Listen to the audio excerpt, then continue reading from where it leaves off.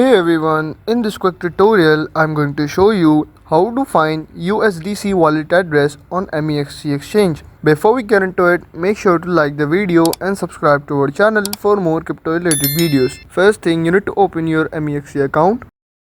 Once you have logged into your Mexc account, you need to click on wallets at the bottom right corner. Once you will be landed on this screen, you need to click on deposit option, and from here you need to click on on-chain deposit. From this list of currencies in the search bar, you need to search for USDC and select USDC coin. Now you need to choose any network according to your choice, but in this video I will choose BNB Smart Chain, so simply choose it, and always make sure to select same network on the receiving side also, or you will lose all your funds permanently. Now here you can see your USDC wallet address along with the QR code. Tap copy to copy this address, or you can share this QR code directly. And that's it. Now you know how to find USDC coin wallet address on Mexc exchange. If you found this helpful, make sure to like the video and subscribe to the channel for more crypto related videos.